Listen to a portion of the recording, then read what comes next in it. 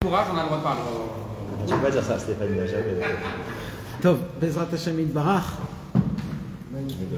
On va continuer notre étude du Chayei Moharan à la Seder. Et on est arrivé au Seif 27, Chavzain. Et ce soir, on va parler des causes et des effets de comment la Torah numéro 63 a été dévoilée dans le Likutei Moharan, la Torah Samer Gimel. Cette Torah-là, elle s'appelle Sod Kavanat Amila, le secret des Kavanot de la Brit Mila. Elle a été dévoilée quand, cette Torah? Elle a été dévoilée au moment où Rabbeinu il a eu son deuxième garçon. Vous savez que Rabbi Nachman avait 7 enfants. Il avait 5 filles et 2 garçons. Je crois un qu'on ne connaissait pas le nom, non? Les deux, on connaît le nom. Un, il s'appelait Shlomo Ephraim et un, il s'appelait Yaakov. Et les deux, malheureusement, ils sont morts petits bébés. Shlomo Ephraim est niftar après 1 an et demi, 2 ans. Et Yaakov, il est niftar un petit peu avant la bar mitzvah, à l'âge de 10, 11 ans. On n'a pas trop de connaissances, on ne sait pas exactement quand ça s'est fait, comment ça s'est fait, de quoi ça s'est fait. On sait juste que malheureusement, il les a perdus, et en plus de cela, il a aussi perdu une fille, petite, aussi, qui s'appelait Fégé. On a étudié ça il n'y a pas longtemps. Et malheureusement, il a perdu 3 de ses enfants, donc il lui restait en tout 4 filles. D'accord? Il lui restait 4 filles. Chaya aussi, elle est nifteret, mais Chaya, elle est nifteret en donnant déjà un enfant. 1 ou 2 enfants, donc elle a laissé quelque chose. Mais les 2 garçons de Rabbeinu, ils sont morts petits. D'accord? Ils sont morts petits. Et en plus de cela, il faut savoir que c'était pas des morts comme nous on croit. Ça veut dire qu'il y a eu une maladie et qu'elle est morte. Et ils sont morts, c'était un peu plus complexe que ça. On a parlé de ça déjà que au moment où Rabbeinu est revenu de Eretz Israël, Rabbeinu a complètement changé toute sa façon d'être, de visionner et de dévoiler des Torot. Quand Rabbeinu il a atteint des niveaux très élevés avant son voyage en Eretz Israël. Rabbeinu il a voyagé en Eretz Israël quand il avait la vingtaine des années. Quand il avait à peu près 22 ans, il est parti en Eretz Israël. Et déjà à l'âge de 22 ans, Rabbi Nachman avait déjà commencé à dire des phrases et des paroles très élevées. Comme quoi il sait faire le pidyon, et il n'y en a qu'un dans la génération qui peut faire le pidyon. Il a dévoilé vraiment des très très grandes choses. Mais quand Rabbeinu est revenu de Eretz Israël, il a dit « Brûlez tous mes Dvar Torah que j'ai dévoilés avant Eretz Israël. Brûlez tout. Je veux rien avoir de... » Pourquoi?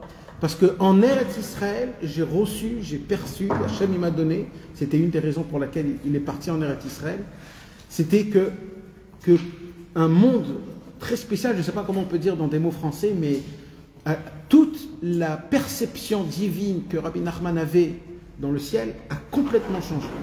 Elle a tout changé, elle a changé d'une manière complètement, une nouveauté totale. Et Rabbeinu il a dit, je veux qu'il reste de moi que de la Torah qui est après Eretz Israël. Et donc, déjà c'est quelque chose qu'il faut savoir et qu'il faut apprendre. Maintenant, en Eretz Israël, après qu'il était devenu en Eretz Israël, il y avait Rabbi Nachman de Breslev, il a commencé à dévoiler des secrets, pas juste de Torah, des secrets de Torah, il a dévoilé des réparations pour le Ham Israël, ce qui n'existait pas avant. Des réparations, c'est-à-dire il y a le travail personnel, un homme qui essaye de devenir un tzaddik et qui atteint des niveaux, etc. Et il y a un deuxième niveau, c'est le niveau où il commence à influencer le peuple. Alors il y a influencer le peuple dans les paroles de Torah, mais il y a plus haut que ça, c'est de réparer le peuple. Ça c'est une autre chose. Pour le préparer à la venue du Mashiach. C'est un autre concept complètement. Et là, les Torot de Rabbeinu, ils sont devenus, c'est tout le Likutei Moharan qu'on connaît, c'est que des réparations pour le peuple. C'est-à-dire, c'est des façons pour amener le peuple juif à s'attacher à Kadosh Baruch Hu d'un nouveau chemin totalement qui n'a jamais été piétonné auparavant. Et le Yetzer Hara, il n'a pas trop aimé cela. Alors le Yetzer Hara, il est venu devant Rabbi Nachman de Breslev et il lui dit, sache que je vais me mettre en long et en large contre toi et contre tout ce que tu dévoiles. Parce que le chemin que tu dévoiles, c'est le chemin final. Ça veut dire, après cela, il n'y a rien d'autre. C'est comme ça que le Mashiach, il vient apparemment. Et Rabbeinu Akadosh, il n'a pas eu peur. Rabbeinu, il a continué. Et ce qui s'est passé, c'est que malheureusement, Rabbeinu, le Yetzer Hara, il a dit, sache que je vais prendre ta femme. Sache-le, si tu continues, je vais prendre ta femme. Et il lui a pris sa femme. Après, il est venu, il lui a dit, je vais prendre ton fils. Et il lui a pris son fils. Après, il lui a dit, je vais prendre ta fille. Et il lui a pris encore sa fille. Et à chaque fois qu'il dévoilait quelque chose, quand il a dévoilé le Tikkun HaKlali, quand Rabbeinu il est devenu le Baal Hasadeh, on va parler de ça dans quelques cours Bezrat Hashem. Le Baal Hasadeh, c'est le jardinier. Le jardinier. Le Zohar HaKadosh, il dévoile, on ne comprend pas trop ce qu'il dit, mais le Zohar HaKadosh, il dévoile qu'il y a dans le ciel un jardinier. Dieu, il a un jardinier. C'est quoi le jardinier? C'est qu'il s'occupe du jardin d'Akadosh Baruch. Maintenant, on ne sait pas plus que ça. Et Rabbi Nachman, il a dévoilé, c'est dans la Torah 64, nous on va étudier sur la 63, c'est la Torah 64, ou 65, hein? Dans 2 semaines, si Bezrat Hashem en a la force. Et Rabbi Nachman dévoile que le jardin d'Hachem, c'est un jardin où poussent toutes les Neshamot du Ham Israël. Et toutes les Neshamot du Ham Israël, ils sont comme ils sont en bas. Il faut s'occuper d'elles. Il faut des fois couper des fleurs pour qu'elles poussent meilleures. Il faut s'occuper du jardin. Et il dit Rabbi Nachman, celui qui reçoit le tafkid, comment on dit le tafkid? Le rôle d'être le Baal Hasadeh, il est obligé de souffrir des souffrances atroces. Et Rabbeinu, il a compris, ça veut dire à chaque fois qu'il dévoilait et qu'il l'amenait dans le monde des réparations ou alors des choses comme ça, le Yetzer Hara, il venait et il s'occupait de lui. Et là, à ce moment-là même, c'est là où ça a commencé, où Rabbeinu a été désigné du ciel d'être le jardinier. Torah Samer Gimel, tout de suite après à la Torah Samer Dalet, Samer et Rabbeinu, il dévoile tout le concept du jardinier. Rabbeinu, il a dit, ça a commencé déjà il y a quelques temps avant. C'est-à-dire, on lui a donné à Rabbi Nachman de Breslev le tafkid, c'est-à-dire le rôle à lui seul de réparer les âmes du Ham Israël. Maintenant, il y a 2 facettes à ça. Il y a la facette réparer les âmes qui sont déjà morts, et il y a réparer les âmes qui sont vivants et qui vont venir aussi dans plus tard. Il dit Rabbi Nachman de Breslev, de réparer les âmes mortes, c'est plus facile pour moi. Pourquoi? Parce que les morts savent qui je suis. Et quand je leur dis quelque chose, ils vont tout de suite appliquer. Mon problème à moi, il dit Rabbeinu, c'est vous, les vivants. Parce que quand je vous dis quelque chose, vous ne m'écoutez pas, il dit Rabbeinu. Donc avec vous, j'ai un gros problème. Mais je suis venu dans ce monde, il dit Rabbeinu Akadosh, pour, avec tout ce qu'il y a autour de nous, avec tout ce qu'il y a autour de nous qui essaye de nous attirer, de nous la siertadat, comment on dit, de nous perturber, de déconnecter. Tout le travail, c'est que malheureusement, on n'arrive pas à être connecté à Kadosh Baruch Hu. Et le Yetzer Hara, il nous déconnecte toujours d'Akadosh Baruch Hu.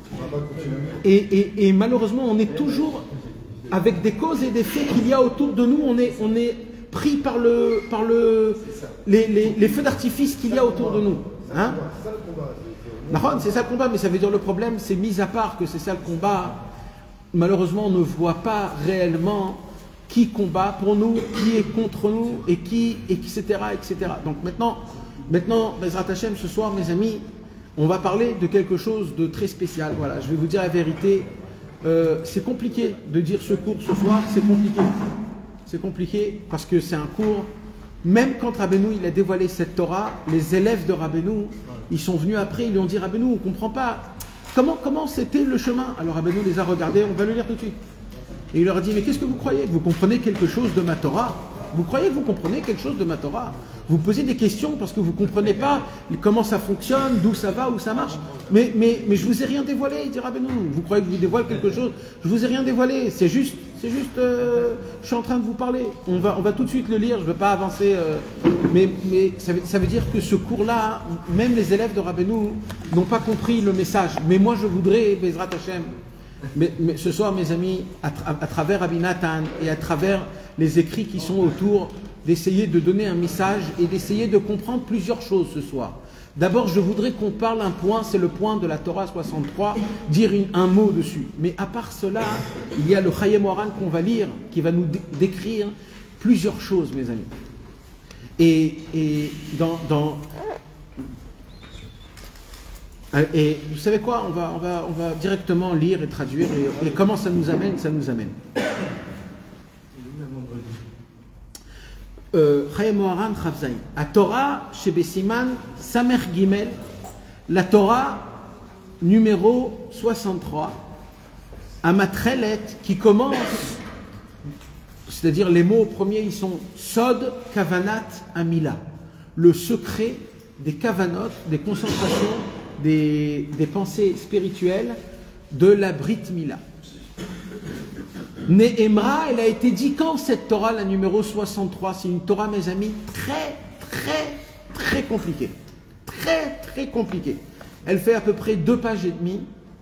Quand on lit Alpi Seder, le Likutei Moharan, tu comprends encore un petit peu quelque chose, ça veut dire dans les mots simples. Mais quand tu lis la Torah à 63, c'est une Torah qui est impossible à comprendre tellement elle est... D'ailleurs, je vais vous raconter une petite histoire sympathique. C'est qu'un jeudi soir, chez moi à la maison, j'ai fait un cours en entier sur la Torah 63. Et imaginez-vous, mes amis, ça a duré 3 heures à peu près. Et imagine-toi, attends, imaginez-vous, mes amis, que ça a filmé, mais ça n'a pas capté le son. Ça m'est jamais arrivé. En 10 ans, ça ne m'est jamais arrivé.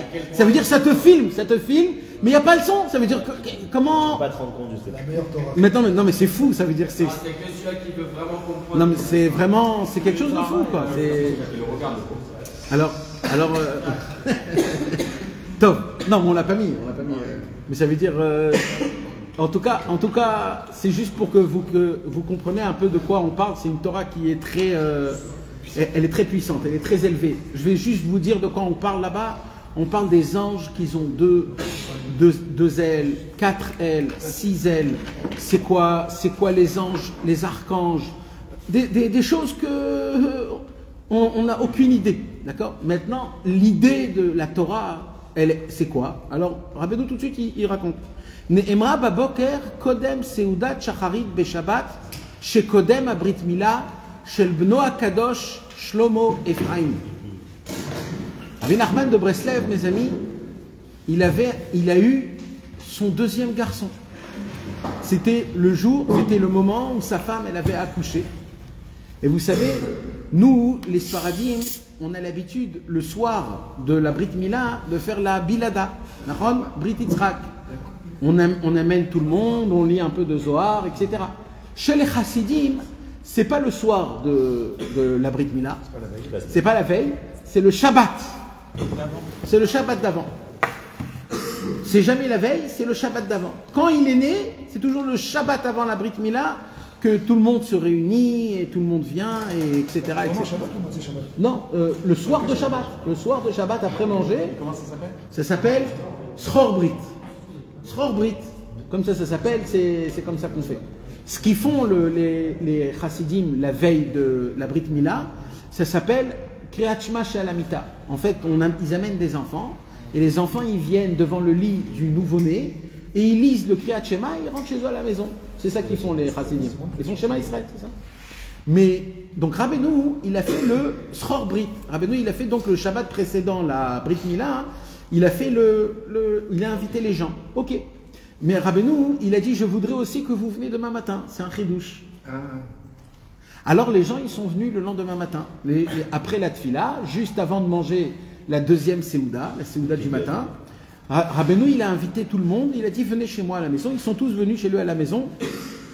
Et c'est à ce moment-là que Rabbeinu a dévoilé la Torah 63. Mais comment Rabbeinu il a dévoilé la Torah 63? C'est pas qu'il a préparé un manuscrit avec un stylo, avec un papier. Il a réfléchi, qu'est-ce que je pourrais dire ce soir, qu'est-ce que je vais dire demain, quel rivou j'ai eu. C'était pas du tout ça. Rabbi Nathan, il va expliquer ici, et ça c'est très important parce que tout le monde doit savoir ça. Nous, on ouvre des livres de Rabbeinu directement et on lit. Mais il faut comprendre comment les choses ont été dites. Il faut savoir comment ça a été fait. Rabbeinu n'a pas du tout réfléchi avant. Il n'a pas du tout même, il s'est même pas dit je vais dévoiler une Torah. Stam, il a invité les gens. Il a invité les gens qui viennent à la maison avant la Brit Mila. Donc il a invité. Et là-bas, il s'est passé quelque chose. De cette chose-là, s'est déroulé tout un déroulement, que ce déroulement a créé la Torah. Vous avez compris, mes amis, comment ça s'est passé? Ça veut dire que ce n'est pas qu'il a préparé une parole de Torah pour dévoiler aux élèves, c'est qu'il y a eu quelque chose, on va voir tout de suite ce qui s'est passé. Et ça a dit une phrase, que ça a dit une autre phrase. D'un coup, Rabbeinu dit, ah, mais ce qu'on parle, c'est tous les cavanotes de la Brit Mila. Et là, Rabbeinu commence à bombarder de paroles de Torah. Et les élèves, ils étaient comme ça. Et Rabbi Nathan dit, d'un coup, je fais attention que Rabbeinu il est en train de dévoiler une Torah. Mais c'est parti d'une réflexion. C'était une réflexion. Alors, on va voir comment ça s'est déroulé. Et de là, Rabbi Nathan, il dit, comprenez, mes amis, qu'on n'a aucune idée, aucune perception de ce que c'est les tzadikim. Nous, on croit quand un tzadik il va aux toilettes, c'est parce qu'il a besoin d'aller aux toilettes. C'est pas du tout. Il y a des autres raisons de ça. Quand le tzadik il dit j'ai faim, c'est pas parce qu'il a faim, c'est pas parce qu'il a soif. Il y a des autres raisons à ça. Il doit réparer des choses, il doit faire des choses. Rappelez-vous, mes amis, comment Ouman s'est ouvert. Est-ce que vous vous rappelez comment je vous ai raconté comment Ouman s'est ouvert? C'est quand Rabbi Israël, il était constipé, il est rentré aux toilettes et après il a dit Ouman s'est ouvert. Ça veut dire il y a des tzadikim que quand eux ils vont aux toilettes, ils débouchent des mondes et des mondes et des mondes, on ne sait pas ce que c'est. C'est des choses qu'on ne peut pas comprendre comment ça fonctionne. Alors Rabbi Nathan, c'est très important pour lui qu'on comprenne cela parce que tout ce qu'on va parler ce soir, c'est une petite histoire banale. Mais on voit comment c'était Rabbeinu, que Rabbi Nathan disait Rabbeinu, chaque mouvement plus petit, même du plus petit doigt, même des demandes, même des phrases, même des mots, c'était des mondes en entier. Donc c'était, vous savez que Rabbi Nachman de Breslev, il a eu un enfant donc qui s'appelait Shlomo Ephraim. Shlomo était le fils de qui? Shlomo, le fils de David. Et Ephraim, c'était le fils de qui? De Yosef. Quand il est né, Shlomo Ephraim, Rabbeinu il a dit, il y a ici le Mashiach, mais pas juste le Mashiach, les deux Mashiach. Mashiach ben Yosef, Mashiach ben David. Fils de Yosef, Ephraim, fils de David Amelech, Shlomo. Il a appelé Shlomo Ephraim. Et sachez, mes amis, je vais vous dire un secret, que ce n'est pas des choses qu'on lit dans des livres. Rabbeinu voulait, la vision de Rabbeinu, c'était de former Shlomo Ephraim et de venir avec Shlomo Ephraim en Eretz Israël et de dévoiler sa Torah en Eretz Israël, et comme ça, Rabbeinu, il amenait le Mashiach. C'est pas le moment. Si, c'était le moment. Quand Shlomo Ephraim était né, c'était le moment. Et Rabbeinu, il a vu dans sa vision à lui, c'était qu'il devait amener Shlomo Ephraim en Eretz Israël, que la Torah du Tzaddik, elle vive en Eretz Israël, et à ce moment-là, Shlomo Ephraim devenait le Mashiach Tzidkenu Mamash. Ce qui s'est passé, c'est que quand le Shlomo Ephraim, malheureusement, est mort, et quand Shlomo Ephraim est mort, il y a eu, le jour de la Brit Mila de Shlomo Ephraim, il y avait son élève, le grand Rabbi Yudel. Rabbi Yudel, c'était un admour qui avait des élèves à lui personnels, c'était un grand tzaddik. Et quand il a connu Rabbeinu, il s'est complètement annulé devant Rabbeinu. Il a dit Rabbeinu, voilà, prends tous mes élèves, moi je suis à toi, il n'y a plus rien. Et Rabbi Yudel, on raconte que quand il est venu au Shalom Zahar, ici, juste avant la Brit Mila de son fils, Shlomo Ephraim, alors pour honorer Rabbeinu, il a acheté une nouvelle tunique, une nouvelle khalifa. Et quand Rabbeinu, il a vu sa tunique, il a dit, avec cette tunique-là, tu recevras le Mashiach. Parce que Behemet, c'était le moment où Mashiach Tzidkenu devait venir vraiment. Et quand Shlomo Ephraim, il est niftar, Rabbeinu, il a appelé Rabbi Yudel, et il lui a dit, Rabbi Yudel, maintenant, même dans 100 ans, Mashiach ne viendrait pas. Donc ta tunique, alors il lui a dit, mais vous m'avez promis, Il a dit, mais vous m'avez promis, Rabbeinu. Il a dit, oui, ce que j'ai dit, maintenant je dis autrement. Ça veut dire que c'était pas Stam. Alors là, c'était Mamash, une Torah que Rabbeinu il a dévoilée avant la Brit Mila de Shlomo Ephraim. Zichrono Livracha Shna Tafkuf Samech Ei, c'était en l'an 1805. Il est mort en 1811 Rabbeinu 1810. Donc ça c'était 1805. D'accord? En 1805, c'était donc la Brit Mila de Shlomo Ephraim. Samour, les Rosh Chodesh Nissan. C'était quand? C'était juste avant Aleph Nissan. Avant Aleph Nissan, il est né Shlomo Ephraim. ואחר שיצאו רוב העולם שבאו לקבל פנים כנהוג שנקרא שלום זכר, après que les gens y sont venus le matin dire Mazal Tov au papa qu'il y a une naissance, les gens ils sont rentrés, ils ont dit Mazal Tov et chacun est retourné chez lui à la maison. Maaseh she'aya kachaya, et il s'est passé quelque chose, il dit Rabbi Nathan. C'est-à-dire tout le monde est déjà parti, ils sont restés que les élèves proches de Rabbeinu. Chez Yatsu Amonam, d'un coup les gens ils sont sortis. Nisharnu anachnu omdim lefanav, et nous on est restés et on se tenait devant lui. Betor kach istakel, d'un coup Rabbeinu il regarde Rabbi Nathan et il le regarde d'en haut en bas, il le dévisage d'en haut en bas, et d'un coup il voit Rabbeinu que Rabbi Nathan avait une chaussure qui était bien usée. C'est-à-dire tordue. Une chaussure tordue, tu sais, quand on marche beaucoup, et ben la semelle elle se plie en deux. Alors, et des fois, alors c'est un peu comme ça, d'accord? Alors Rabbeinu il regarde la chaussure de Rabbi Nathan et il lui dit une phrase très spéciale.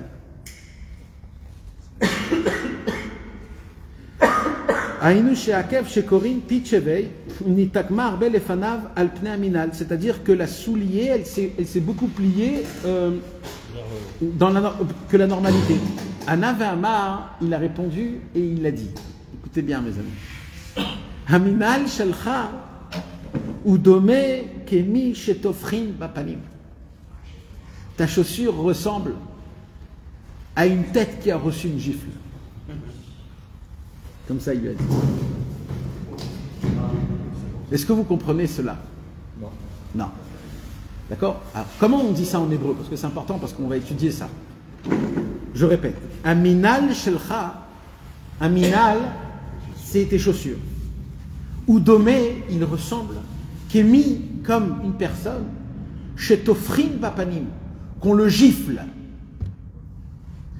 Comment on dit gifler en hébreu? Stira, mais en hébreu plus tofrin. Tofrin, c'est ça. C'est le claquer. Comme si on claque quelqu'un dans une, d'accord, une tarte. Mais rappelez-vous du mot parce que le mot il est important dans ce qu'on va étudier. D'accord? Ve'amar bezo alashon belashon ashkenaz. Il a dit en yiddish, comme c'est écrit ici, dain shicha taponim via pachinaponim. Achar kar shatak meat. Et Rabbeinu, il a rien dit plus que cela. Veine, et voici, dit Rabbi Nathan, Anachnu bevadai ainu ma'aminim shekol dvarav enam pshutim. Nous, on sait très bien, il dit Rabbi Nathan, que Rabbeinu, il ne parle pas pour rien. Il n'a pas dit c'est un mamo, c'est pas pour rien. Ça veut dire, c'est sûr il a un sens qui est très profond. En disant, c'est pas qu'il a vu, il a eu une réaction. C'est pas une réaction, c'est exactement. Ou bevadai yesh baem razim gdolim. Et c'est sûr que dans sa phrase, dans ses mots, c'est inclus dedans beaucoup de choses.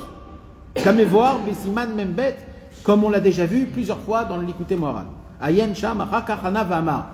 Après cela, il y a eu un petit silence, parce que c'est pas une phrase très sympathique, quoi. Ça veut dire que c'est un petit peu piqué Rabbi Nathan. Il a écrit que Rabbi Nathan, il est devenu tout rouge à ce moment-là. C'est-à-dire, il a eu une petite, oui, c'est une petite, il a eu un petit pic comme ça. Alors tout le monde s'est tué, personne n'a rien dit. Quelques temps après, c'est-à-dire quelques minutes plus tard, Rabbeinu il a dit, Sichot chulin shelanu, nos paroles profanes. Ça veut dire, vous croyez que c'est des sichot roulés? Vous croyez que ce que j'ai dit, c'est une parole profane? C'est juste... Il a dit, ouh, c'est ce que vous savez, ce qu'il y a dans même mes paroles profanes. Vedachak tevat unzer. Et quand il a dit nos paroles profanes, il a dit nos paroles profanes. C'est pas, vous savez ce qu'il y a écrit? Il y a écrit Sichat Talmidei Chachamim, Sichat Chulin, Shel Talmidei Chachamim Tzrichin Limud. Il y a écrit qu'un vrai élève, il étudie même les paroles profanes de son maître. Car un vrai maître, même dans ses paroles profanes, il y a dedans de la Torah. Mais là, Rabbi Nathan, il dit ça, c'est pour tout le monde. Mais notre maître, Rabbi Nachman, lui, ses paroles profanes, c'était des mondes et des mondes. Et d'ailleurs, mes amis, toute la Torah numéro 63, elle est partie, en fait, d'une parole profane. C'est-à-dire, toute la Torah 63, elle a été dévoilée parce qu'il a vu la chaussure de Rabbi Nathan, et il a dit sur la chaussure de Rabbi Nathan, Unzer Sichot Chulin, c'est-à-dire nos Sichot Chulin, Yomarli, et là, Rabbi Nachman, il était assis devant ses élèves, et là-bas, il y avait ses grands élèves. Il y avait donc celui que on a dit, Rabbi Yudel, il y avait celui, Rabbi Shmuel Aizik, il y avait des grands, qui étaient des grands connaisseurs dans la Kabbalah. Alors, Rabbi Nachman, pour ne pas rester sur le même point, Rabbi Nachman, il dit que un de vous ici, Yomarli, Eze Mekubal, Ech Be'aver Tel Azeh, Klulim, Kol Kavanot, chez la Mila. Rabbi Nathan, il dit maintenant, je voudrais que parmi vous tous, des grands connaisseurs dans la Kabbale, je voudrais que un de vous m'explique comment toutes les Kavanot de la Brit Mila, elle est dans la phrase que j'ai dit, ta chaussure ressemble à quelqu'un qui s'est fait gifler. Alors là, d'un coup, ils ont eu très peur. Quoi, toutes les Kavanot de la Mila, toute la Kavanot de la Mila, c'est comment? Et Rabbeinu, il a continué, il a dit toutes les Kavanot de la Mila, Uma Shu Gavoa Mea Kavanot, même ce qui est au-dessus des Kavanot. Ça veut dire tout ça dans une parole profane. C'est comme ça qu'on dit une parole profane? Ouais, tu dis profane, excusez-moi. C'est Ratroulin. Ça ne peut pas être profane parce que tout ce C'est pas profane, c'est pour ça. C'est profane, c'est profane. Profane. Ouais, c'est profane. c'est pas une parole profane. Non, si, parce que tout ce que dit Rabbeinu, c'est Dieu émettre la vie. Oui, mais à nos yeux, on entend quelque chose de simple. Et comme il a dit à Brosset, je souhaite d'avoir un mariage. Nachon. C'est caché. Ouais. Vétril, Lizrok, Mipiv Akadosh, bien sûr, mes amis, personne n'a su répondre à Rabbeinu Akadosh. Ils ont commencé à se casser la tête. C'est Rabbeinu qui a dit ça. Non, Rabbeinu. Non, mais qui a dit à vous tous, c'est ce que. Rabbeinu, il s'assoit. Non, même lui, il ne savait pas. Mais personne ne peut savoir. Même personne. Même après que tu vois qu'il y a écrit, tu comprends même pas ce qu'il y a de quoi, comment ça fonctionne. C'est pour ça qu'ils sont après demandé des questions. Ils ont dit, mais de quoi vous parlez? De quoi vous parlez? Et pourquoi Rabbeinu les a pas envoyés? Et Rabbeinu, il a dit, allez, dites-moi que quelqu'un il se lève ici et qui me dit dans ma parole profane comment toutes les Kavanot de la Mila et plus que cela est inclus dans la phrase que je viens de dire. Et là, d'un coup, Rabbeinu Akadosh, Vinskir Mahamar Avotenu Zichronam Livracha, et là, Rabbeinu a commencé, mes amis, à jongler avec tout le chasse. Tout le chasse. Rabbeinu, il a commencé à mentionner tous les endroits dans la Gemara où il y a le mot gifler. Alors, il a dit, premier endroit, c'est écrit, il dit Rabbeinu, dans la Gemara Masechet Yebamot, page 42. Là-bas, on parle du mot sandal. Là-bas, on parle de la chaussure. Après, on parle de Meuber et Travero. C'est quoi sandal? Alors, ça, mes amis, permettez-moi, avec votre permission, je ne vais pas rentrer dans les détails parce que je ne veux pas rentrer dans des détails et on ne parle pas de ce genre-là, de ce chose-là devant du public, etc. Ce n'est pas du tout le Inyan. En fait, toutes ces choses-là, c'est touché à des sougiotes dans la Gemara très spéciales. Très spécial, c'est très spécial. C'est un petit exemple. C'est quoi sandal? Sandal, c'est quoi? Sandal, c'est la chaussure. On a dit c'est la chaussure. Donc Rabbeinu dit Vetafarlo. Alors dans la Gemara, il y a écrit que sandal, Sandal, c'est un poisson, mais que sa tête est écrasée. C'est ça, Sandal. Et la Gemara, elle utilise ce nom-là de Sandal. En quoi? En disant Meuberet Ravero. C'est quoi Meuberet Ravero?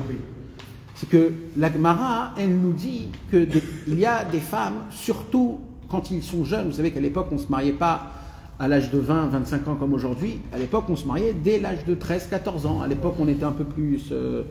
Maintenant, le problème, c'est que les femmes, à l'époque, cet âge-là de 13, 14, 15, 16, 17, 18, ils ont quelque chose, comme ils sont en pleine croissance, c'est qu'ils peuvent tomber enceintes 2 fois d'affilée. C'est-à-dire, elle est enceinte, et après 3, 4, 5 mois, elle retombe enceinte d'un deuxième enfant. Comme les filles, à l'époque, ils étaient très procréés. Donc, il y avait une position. Ça existe aujourd'hui, mais c'est très... En général, que Dieu nous en préserve, le bébé, il tombe. Ou alors la femme... Ça veut dire que c'est des choses qui peuvent arriver. D'accord? Alors, le Zohar HaKadosh, il dit, par exemple, qu'un homme ne doit pas aller avec sa femme le 90e jour de la conception première. Pourquoi? Parce que le 90e jour, il y a un risque qu'elle peut retomber enceinte, même si elle est déjà enceinte. Maintenant, la Gemara, elle dit, qu'est-ce qui se passe si elle tombe enceinte après qu'elle était déjà enceinte? Sandal. C'est quoi Sandal? C'est que l'enfant, il va prendre place à l'autre enfant et il va il va un peu l'écraser.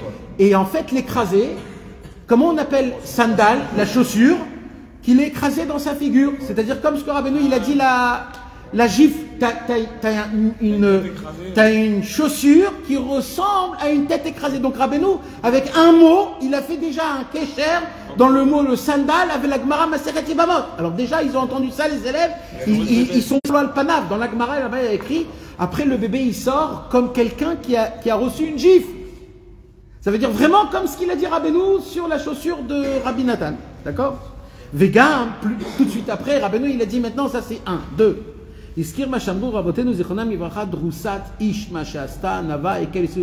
Après, il y a une deuxième Gemara dans Masechet Nida, page 25, où là-bas, on parle de Drusat Ish. C'est quoi Drusat Ish? C'est une sorte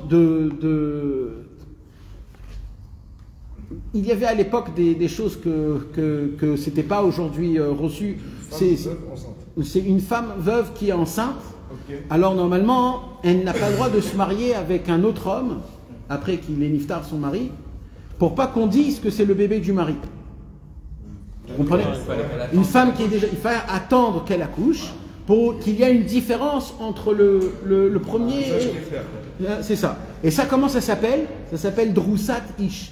C'est comme quelqu'un qu'on écrase. Ça veut dire qu'on écrase avec... Voilà, c'est écrasé avec le pied. D'accord? Donc Rabbeinu, il a fait un deuxième passage pour un troisième passage. C'est le troisième ici qu'on va parler.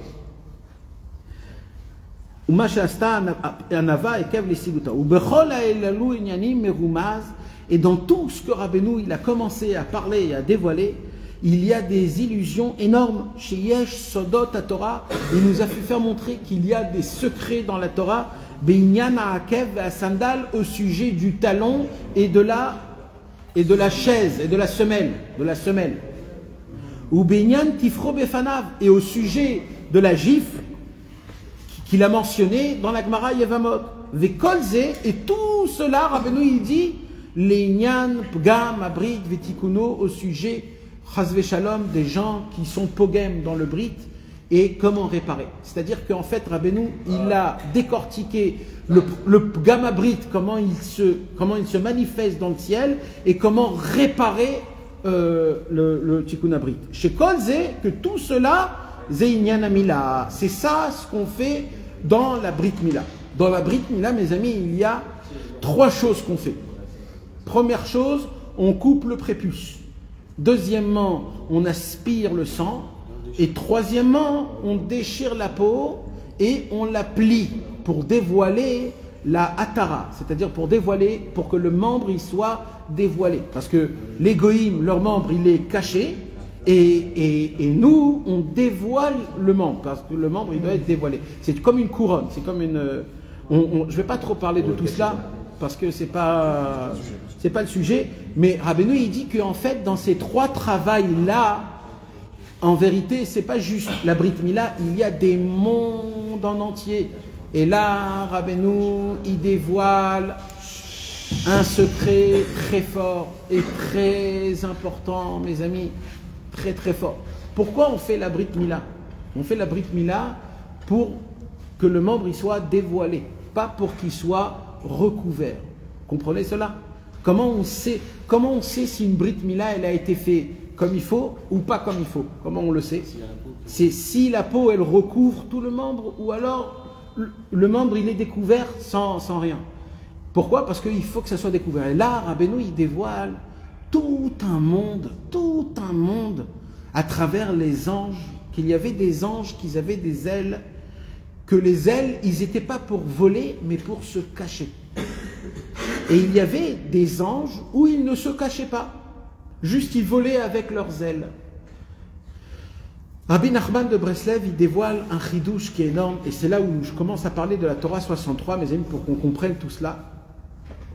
Rabbeinu, il dit comme ça, il y a des tzadikim qui sont d'une grandeur, qui n'ont aucun lien avec ce monde. Rien du tout. Ils n'ont aucun lien, ils n'ont aucune dépendance de ce monde-ci, complètement, de manière totale, de manière complète. Ils n'ont pas besoin de manger, ils n'ont pas besoin de boire, ils n'ont pas besoin de dormir, ils n'ont pas besoin de tout cela. Et leur perception divine, ils reçoivent des perceptions d'Akadosh Baruch Hu qui sont inimaginables, pas pour lui-même, qui touchent la réparation de tout l'âme Israël en détail. Chez chacun, ils ont des connaissances de la Neshama, d'où elle vient, qu'est-ce qu'elle doit réparer, combien elle a été salie, c'est quoi le chemin dont ils doivent prendre. Plus que ça, le tzaddik, il doit aussi nous aider dans notre propre vie banale, d'être joyeux, de ne jamais laisser tomber, d'être fort, de ne jamais désespérer, de continuer à avoir la émouna. En plus de ça, les tzaddikim, ils doivent nous apprendre des chemins aussi, comment créer personnellement un lien avec Hachem, parler avec lui, lire des Teilim. Donc les tzaddikim, ils ont, nous on croit qu'ils ont juste un petit travail comme ça. Les tzaddikim, ils reçoivent un da'at, des connaissances qui sont inimaginables. Et vous savez comment on obtient ces choses-là? On obtient quand on comprend une chose. On obtient ça quand on est prêt à se détacher, à ne plus avoir aucune sensation, dépendance de ce monde-ci.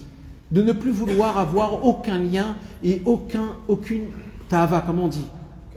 Aucun plaisir même permis. Ils veulent rien, ils veulent se détacher de leur corps et ils s'attachent totalement à leur âme. Maintenant, mes amis, ça c'est des grands tzadikim. Mais il y a des plus grands tzadikim que ça. C'est quoi? Ça c'est des grands tzadikim. Mais il y a encore plus haut que ça. Alors, je vais plus être mechaded, je vais plus aiguiser ce que tu viens de dire. Il y a des tzadikim qui comprennent une chose. Que tout ce qu'ils obtiennent comme connaissance, comme sagesse, comme gilouim, comme des dévoilements, ils comprennent qu'ils ne peuvent pas laisser leurs frères en bas avec le Yetzer Hara, avec l'état Avot, avec ce Olam Hazé. Ils disent, moi je peux pas. Je peux pas avancer dans la Vodat Hashem, monter en haut, faire tout. Si je laisse des frères à moi qui ne savent même pas comment s'attacher à Hachem, comment parler à Hachem, des gens qui ont des problèmes de parnassa, des problèmes de tristesse, des gens qui n'ont pas la force de rien. Il dit Rabbeinu, mais je peux pas laisser ça, je peux pas, il faut que tout le monde revienne. Alors qu'est-ce qu'ils font ces tzadikim-là? Écoutez bien mes amis, parce que c'est énorme. Ces tzadikim-là, mes amis, s'ils descendent en bas, vous savez ce qui se passe s'ils descendent en bas? Qu'est-ce qui se passe? S'ils descendent en bas comme ils sont en haut, vous savez ce qui se passe? Jamais de notre vie on pourrait se rapprocher de ces personnes-là. Pourquoi? Tellement ils sont brûlants, tellement on n'a aucune existence devant ces gens-là. Est-ce que tu t'imagines, tu prends un grand tzaddik, tu viens chez le grand tzaddik, tu dis écoute tzaddik, j'ai eu une très mauvaise marchava, pensée hier avec une femme, etc. Le tzaddik il va trembler, il va le brûler en 2 secondes. En 2 secondes, il va le brûler. Regardez Rabbi Shimon Bar Yochai, quand il est sorti de la grotte, il a vu 2 personnes qui faisaient quelque chose en plein milieu de Shabbat. Il n'a même pas posé de questions. Il a brûlé tout de suite. Ça veut dire tout de suite, ça s'est fait. C'est même pas lui qui l'a... Tout de suite, il a brûlé. Tout de suite. Ces tzadikim-là, mes amis, s'ils descendent en bas comme ils sont, nous, on ne peut pas s'approcher de eux. Et tout le but que eux, ils descendent en bas, c'est que nous, on se rapproche d'eux. Alors, comment ils font, ces tzadikim-là? Rabbeinu, il dévoile un chidouche énorme. Ces tzadikim-là, ils sont obligés de se cacher. Ils se cachent. Comme ce que les anges, ils ont des ailes, que ces ailes-là, ils sont uniquement pour se cacher. Les tzadikim se cachent. Comment les tzadikim, ils se cachent? C'est pas que les tzadikim deviennent des tzadikim nistarim. On parle pas de tzadikim nistarim. On parle que les tzadikim se cachent en étant tzadikim. Ça veut dire quoi? Ça veut dire que le tzadik, il va se conduire de manière simple. Pourquoi? Pour que tu crois que je peux être à côté de toi. Je peux me permettre de m'asseoir à côté de toi et de fumer une cigarette. D'accord? Je peux répondre à un téléphone avec ma femme à côté de toi, parce que ça va. Même si t'es mon rave, quoi. Ça veut dire, tu comprends? Le tzaddik, il est obligé il enlève... Alors, il y a une distance. Toujours il y a une distance. Parce que combien même, sa grandeur, elle est tellement grande que même lui, il ne peut pas cacher sa grandeur. Donc sa grandeur, elle se dévoile. Mais toi, tu crois que ce que toi, tu perçois de lui, c'est ça sa grandeur. Pas du tout. De base, ce tzaddik-là, pour que tu puisses, toi, être à côté de lui, qu'est-ce qu'il fait, ce tzaddik? Il se cache. Comment il se cache? Il te trompe. C'est pour que tu te rapproches de lui et que tu te renforces, mais pas trop pour pas que tu t'écartes de lui. Exactement. Alors comment on le fait de manière number one? Comment je peux attraper ton attention? Je te dévoile quelque chose d'autre pour que tu regardes ça et pas le vrai. Qu'est-ce qu'il a dit Rabbeinu sur toute sa Torah? Qu'est-ce qu'il a dit Rabbeinu? Non, elle vaut 0 par rapport. Rabbeinu, il a dit sur toute sa Torah. Il a dit, rappelez-vous que ce que je vous ai donné, ce sont mes excréments. Comme ça, il a dit Rabbeinu Akadosh. Rabbeinu, il a dit ça. Ça veut dire que nous, tout ce qu'on parle, Emouna, Zamra, Tzadik, tout ça, c'est une facette que Rabbeinu, il a créé pour qu'on le regarde là-bas et qu'on croit que c'est lui. Mais lui, c'est autre chose. Il a fait son beau-père. Il a fait son mec qui disait. Non, c'est autre chose, mes amis. C'est un rapport avec de Cassien. Et là-bas, il se dévoile à travers cette Torah du Nikouté Morav. C'est ça qui dévoile. C'est vraiment ça, parce que on parle du soleil et de la lune. D'accord? On parle du soleil et de la lune. C'est quand qu'on voit la lune, des fois on la voit petite, des fois on la voit grande, des fois... D'accord? Mais maintenant, la lune, quelque part, elle prend la place du soleil. Parce que la nuit, on voit que la lune. D'accord? Donc elle prend un petit peu la place. Et plus en fait la lune, elle se rapproche du soleil, plus elle n'existe pas. En fait, quand on ne voit pas la lune, il y a une raison pourquoi on ne la voit pas la lune, c'est parce qu'elle est proche du soleil. Ça veut dire si le monde il serait rapproché du tzaddik à émettre, on verrait que le tzaddik à émettre. Le fait qu'on voit des autres personnes, c'est parce qu'on s'éloigne du tzaddik. Alors d'un coup, il y a des lunes qui se lèvent, d'un coup, il y a des grands projecteurs, des rabbanim ou des gens qui croient que... En fait, c'est parce qu'on est tellement loin du tzaddik, donc il y a des lumières. On peut voir des lumières après qu'on est loin du soleil, mais en face du soleil, proche du soleil, tout est annulé, il n'y a plus rien, on voit que le soleil. Ce que je vous dis tout à l'heure, le chidouche, chaque fois j'ai compris. Le chidouche, je ne savais pas, j'ai compris. Eh ben, écoute bien ce qui attend jusqu'à la fin. Écoute bien, maintenant écoutez mes amis. Son nom.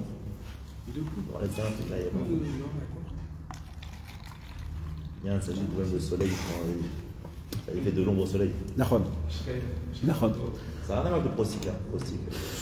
Non. Ouais, s'il a descendu dans un niveau.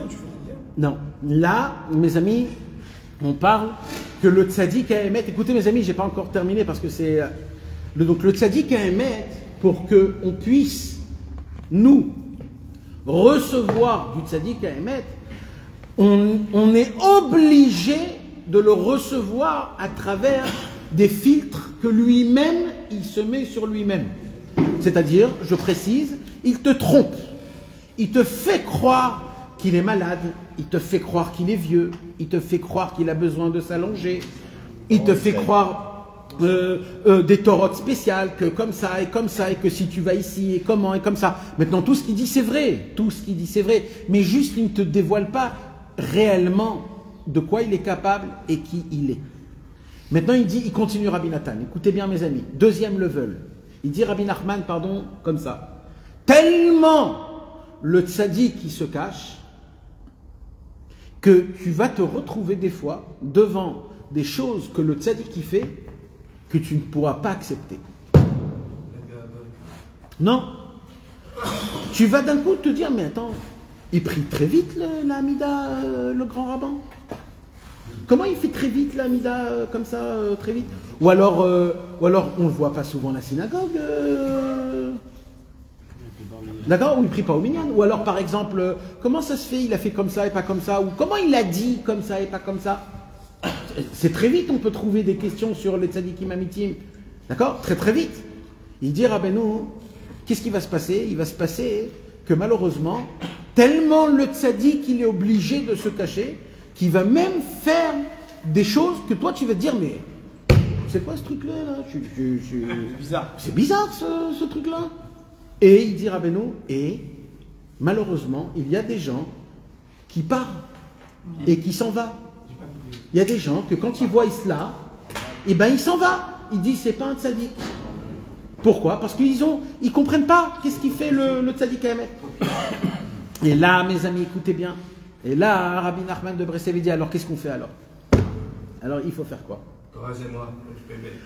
Alors Rabbi Nachman il dévoile et il dit vous savez, il dit Rabbi Nachman, ce que je suis en train de vous expliquer, c'est mamash, la même chose avec Hachem.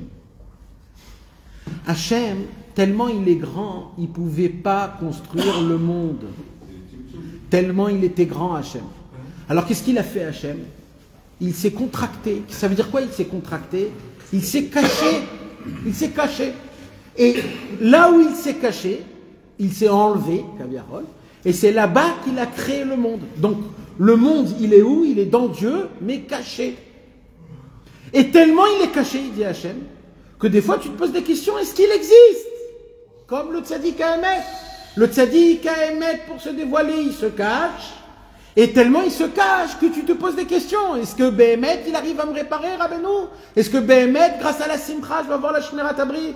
Est-ce que Béhémet, en voyageant au Oumar, je vais faire Teshuvah? Est-ce que Béhémet, en étudiant les livres, je vais me rapprocher de Dieu? Ou alors, non, parce que ça fait 15 ans que je suis comme ça là et ça avance pas. C'est une grande question.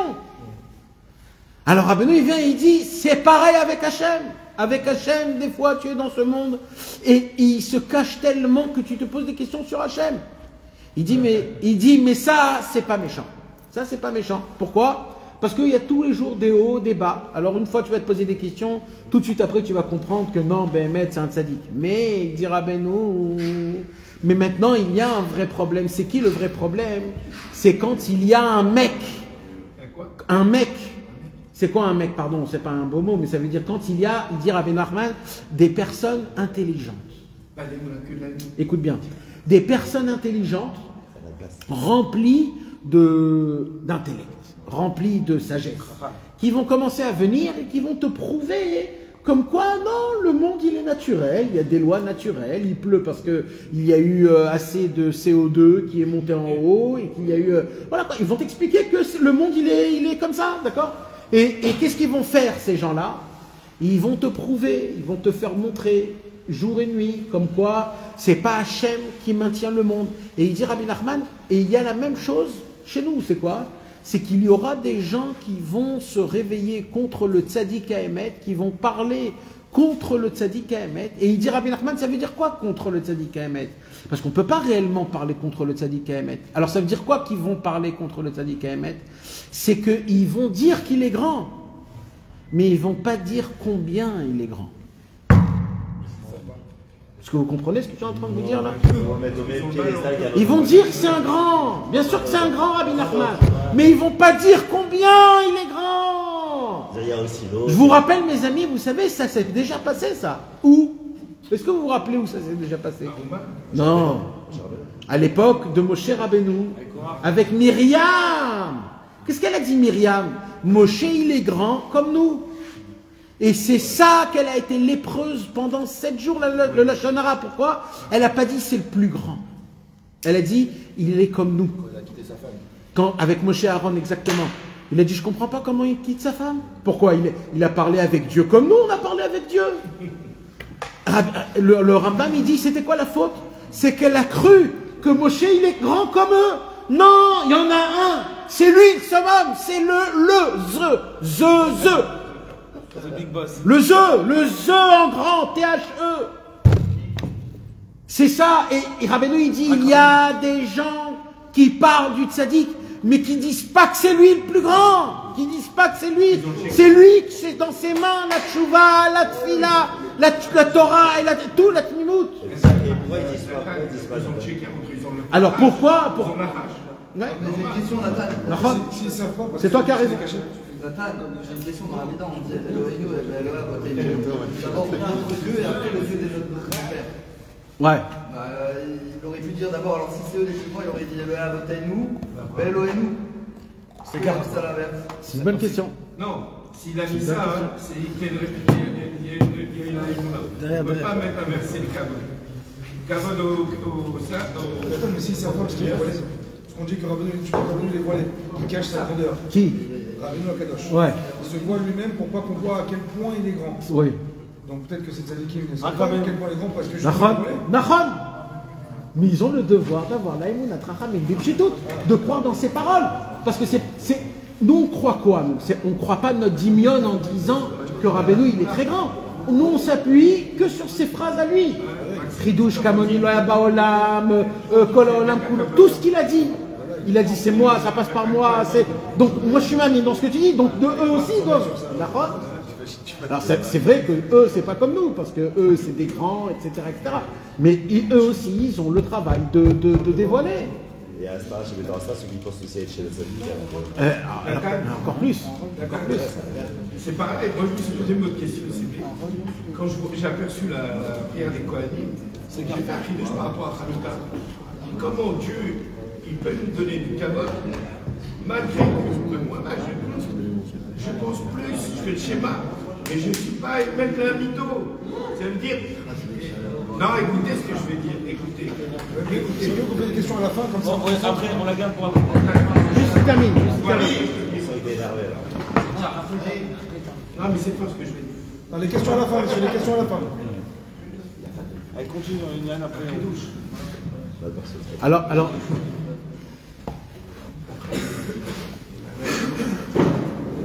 Moshe, tu peux me donner le Kitvé tome 2, s'il te plaît?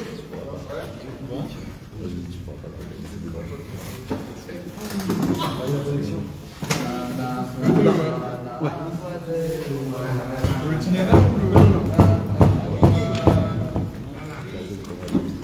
Mes amis, ne partez pas s'il vous plaît, parce que... On est là. Parce que... On s'écarte pas. Ah. Alors il faut faire quoi alors mes amis? Le tzaddik il se cache, Hachem il se cache, et il se cache d'une manière que malheureusement on a des... Faut le chercher. Alors oui, mais ça veut dire on doit le chercher, Vadaï. Mais qu'est-ce qui se passe si Chas Veshalom, on se pose des questions, ça veut dire c'est dans notre tête. Alors c'est normal d'être des questions, ça veut dire que tu es à son niveau. Pourquoi là? Parce que comme Hachem, si on fait l'appel à Hachem, on ne fait pas même les mitzvot, les Shem Shabbat Simcha. Donc à Hachem, le tzaddik qui se cache. Il y a des doutes. Hein? Mais il bonne idée, il faut le ratson. Si tu es dans ton chéquier, dans ton bras, tu ne peux pas. C'est Ratson, il faut. De quoi? Le rassemblement, je peux mettre.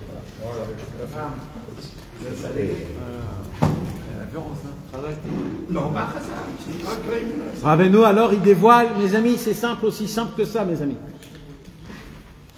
Rabbeinu, il va expliquer un Mahamar dans le Zohar à Kadosh, que ce Mahamar là, tous les Mefarshim, tous les commentateurs du Zohar à Kadosh sur ce Zohar là, ils ont tous dit que c'est incompréhensible ce qu'il y a écrit là-bas.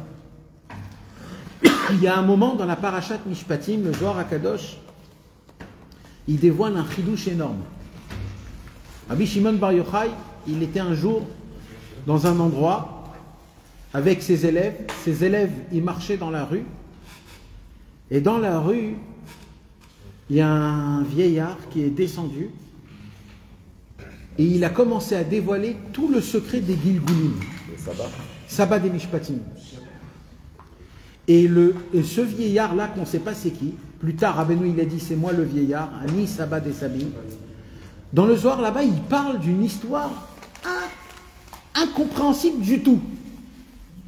Il y a un serpent, où ce serpent, il a des ailes. Quand le serpent, il a des ailes et qu'il vole, c'est très dangereux, comme ça c'est écrit. Mais, des fois, le serpent, il ouvre sa bouche et rentre une fourmi. Quand elle rentre dans la fourmi, dans la gueule du serpent, alors il dit comme ça, la fourmi, elle souffre énormément, parce qu'elle est dans la bouche du serpent. C'est quand la fourmi, elle a un peu d'apaisement, c'est quand il est par terre et qu'il ne bouge pas. Voilà. Va faire avec ça quelque chose. Non mais c'est comme ça que c'est écrit, mes amis. Le Zohar, comme ça, il dit. Mais vraiment, c'est pire. Non, c'est pire. C'est pas Rabba Bachana, ça. C'est parce que là c'est vraiment serpent, fourmi. Ah, fourmi déjà. Qu'est-ce que on met ça. Même dans le Sipurim Massiot, il n'y a pas la fourmi. C'est de quoi on parle. C'est vraiment très très spécial. Eh bien, mes amis, dans la Torah 63, Rabbeinu va dévoiler complètement qu'est-ce que c'est la fourmi, qu'est-ce que c'est les... Tu vois, j'arrive même pas à parler. Rabbeinu, il parle, c'est qui le serpent? Ce sont les sages intellects ils savent toujours tout comment expliquer. Et il dit Rabbeinu, et c'est quoi leurs ailes au serpent? Ce sont les paroles autour. Vous savez ce que c'est les paroles autour? C'est le bouche à bouche. Ah, t'as vu le bouche à oreille. Ah, t'as vu ce-là. Oh, il faut aller chez lui, c'est chez lui. Ah, lui raconte et lui fait. Ah, t'as vu ce film. Ah, t'as vu cette publicité. Ah, t'as vu cette nouvelle truc. Il dit Rabbeinu, notre bouche, c'est des ailes. Quand tu parles de comment ça s'est passé, qu'est-ce qui s'est passé, c'est très grave, Bibi Netanyahou, c'est très grave, Yair Lapid, c'est très grave. Quand tu parles comme si que Dieu n'existe pas, comme si que le monde, il est dans les mains des êtres humains, tu fais des ailes, tu crées des ailes au serpent, et le serpent, il peut aller dans le monde en disant, il n'y a pas Hachem, il n'y a pas Hachem. Même quand tu étudies la Torah, c'est toi qui comprends, c'est moi qui obtiens, c'est moi qui fais. Il dit Rabbeinu, mais il y a une fourmi. Il y a une fourmi. Comment on dit une fourmi en hébreu? Nemala. Dans le mot Nemala, il y a le mot Nun, Mila. Nun, Mila. Mila, c'est la bouche, c'est les paroles, et Nun, c'est le tzaddik à émettre. Les paroles du tzaddik à émettre, c'est quoi, il dit Rabbeinu? Quand un homme, il a des questions sur le tzaddik, ou quand il a des questions sur Hachem, il y a une réparation à ça. Comment? Il faut tout simplement faire du bouche à oreille, de la grandeur d'Hachem, de la grandeur des tzaddikim, de raconter des histoires de tzaddikim, de parler de la grandeur du tzaddik à émettre et de Hachem Yitbarach. Combien Dieu est grand, combien Dieu il est avec nous. C'est que lui qui peut nous faire sortir de tous les problèmes de l'armée, de la guerre et des Khatoufim et des Chayalim, et qu'on reprend tout Eretz Israël dans nos mains. Pas en guerre, pas avec des Chayalim, pas avec des tanks, mais avec la Emouna. Avec la Emouna, d'aller au travail sans croire que c'est le travail qui me donne de l'argent. Avec de la Emouna, avec Hachem. C'est Hachem qui me donne à manger. C'est Hachem qui me donne ma femme et mes enfants. C'est Hachem qui me donne ma joie. C'est Hachem qui me fait réveiller à la Vodat Hachem. C'est tout. C'est Hachem, tout est dans ses mains et que c'est que lui et personne d'autre. Quand on ne croit pas à cela, mes amis, c'est pas juste ne pas croire parce qu'on le croit tous, mais c'est de le vivre, dans son cœur que ça brûle, de ne pas avoir peur de rien, de rien. On est dans la maison d'Hachem Yitbarach, on est là avec lui. On n'a pas la simcha, c'est ça. Grâce à ça, il dit Rabbeinu, quand la fourmi, elle rentre dans la bouche du serpent, le serpent, ça commence à le déranger. Il ne peut plus rien faire. Alors il se laisse. Et là, il tombe. Et au moment où il tombe, où il se met, c'est le moment où la fourmi, elle ne souffre pas. Il dit, Rabbi Nachman, vous voulez savoir comment on combat des fois des questions qu'on a sur les tzadikim, sur Hashem Yitbarach? Parce qu'il faut savoir, mes amis, que les tzadikim, plus ils sont grands, voilà, sachez-le, plus il y a des questions sur eux. Ou sur Dieu. Plus les tzadikim ils sont grands, plus il y a des questions sur eux, mes amis. Alors, je vais tout de suite recadrer ce que je vais dire. Tout de suite. Parce que maintenant, suite à cette phrase-là, on pourrait par exemple dire, voir des tzadikim qui font des choses très graves et de dire non, on n'a pas le droit de poser de questions. Alors, bien sûr, mes amis, je ne parle pas du tout d'un sujet où quand on voit soi-disant un grand tzaddik qui fait par exemple des choses qui ne sont pas le pied à l'akha, ça c'est sûr qu'on ne parle pas de ce sujet-là. Parce que Rabbi Nachman, il a dit, prenez mon Likutei Moharan, tordez-le de tous les sens, mais ne bougez pas une virgule du Shulchan Aruch.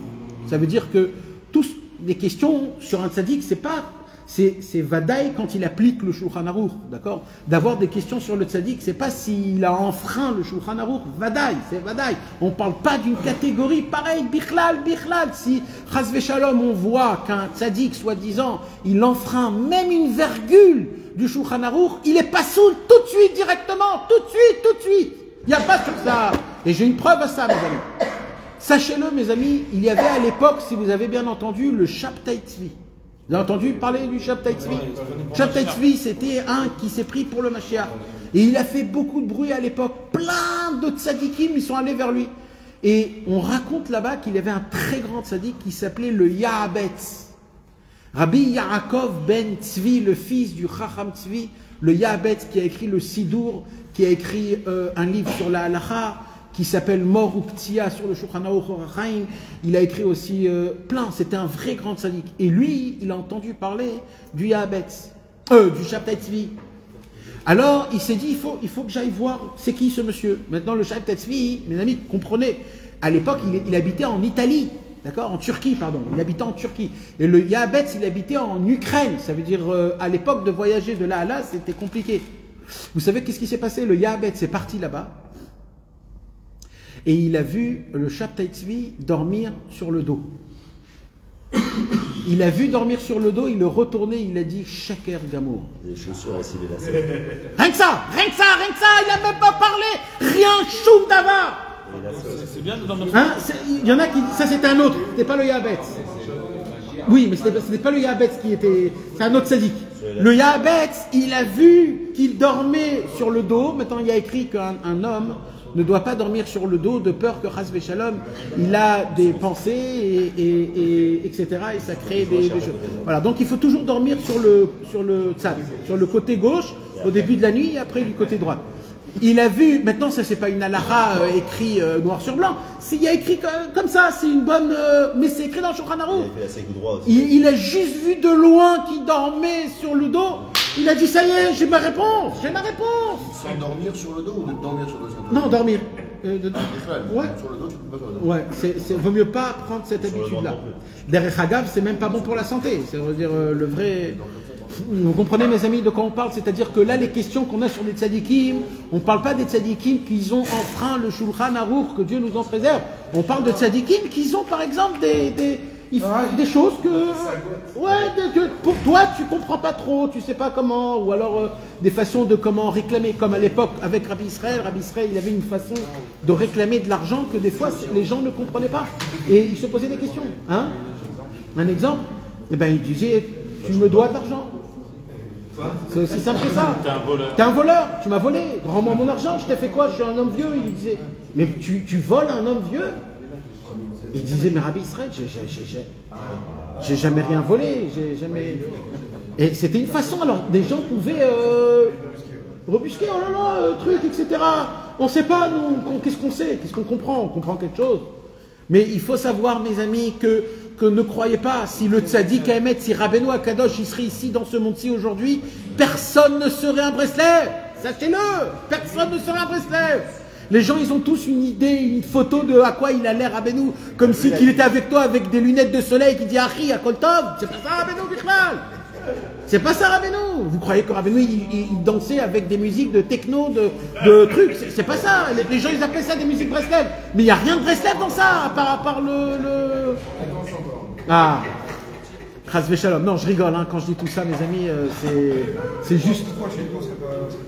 Parce que le feu de Rabbeinu Akadosh, c'est un feu il te remet en place tout de suite. Si toi t'es pas sincère, Béhémet, dans ton avodat Hashem, il te le remet, il te le fait remarquer. Et ça se peut que tu ne peux pas l'accepter.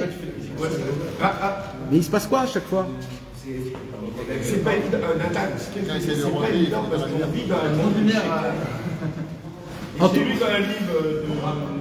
Comment ça s'appelle? J'ai un livre sur le cadeau nature. Il dit qu'il y a des âmes qui ne vont pas revenir. C'est clair et net. Que Dieu nous en préserve. D'accord, mais t'as pas de sadique. Que Dieu nous en préserve. Quand moi, des fois, on me dit pourquoi t'as le sadique? Je dis non, bah, je peux pas vivre sans jamais de sadique. Mais il faut une simra. Razak. Non, mais il faut avoir la simra aussi. Mais il y a des tzadikim comme ça. On ne les voyait pas sortir au minyan ou quoi, mais c'est pas. Non, la majorité des tzadikim à l'époque du Baal Shem Tov, on a vu ça à Shavuot, ils avaient une pièce à côté de la Beth Knesset et ils priaient seuls. Mais maintenant, nous, on ne peut pas apprendre de eux parce que eux, c'était des tzadikim énormes.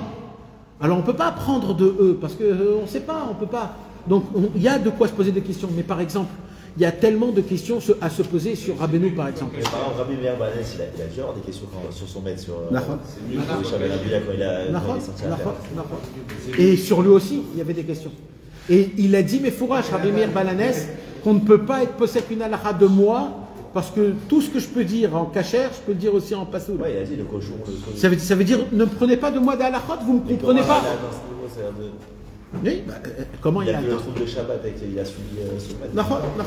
C'est des niveaux c'est des niveaux qu'on ne peut pas imaginer.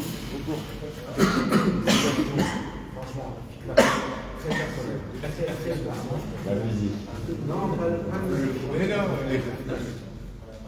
Ça va. Gros point d'interrogation, ça va Israël. Oui. De quoi? Et tout dépend d'une seule chose. De se renforcer dans la Emunat Rachamim Bepshitut et de te poser une question. Est-ce qui me rapporte du bien? Est-ce qui me rapporte un vrai chemin? Est-ce qui me donne des lumières dans ma vie, dans la compréhension d'Hachem ou pas? Exactement. Parce que le Hémet, c'est ça. Vous croyez que les élèves de Rabbeinu Akadosh, ils avaient des glaces et des pépites?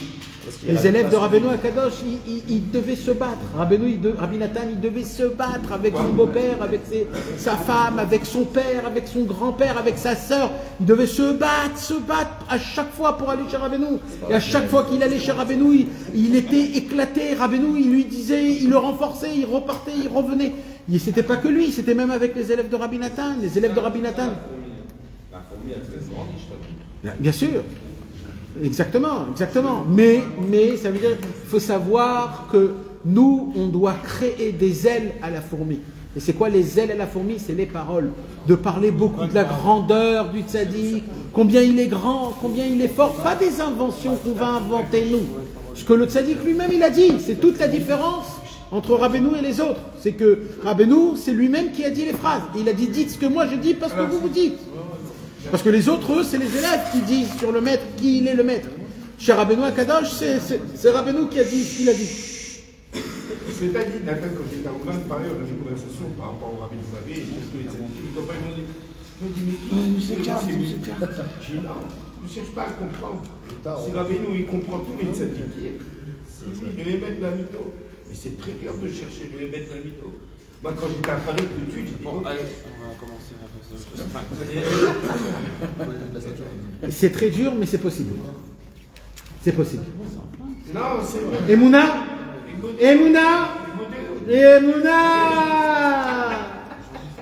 Non, mais Bémet, il faut avoir la Emouna. C'est ça, moi, quand j'étais à Paris comme un Ouman, depuis le temps, on m'appelle du bonnet d'eau. Je dis, ok, si j'ai passé, moi, je m'en fais. Israël a pas mis son filtre en fait au soleil. De quoi?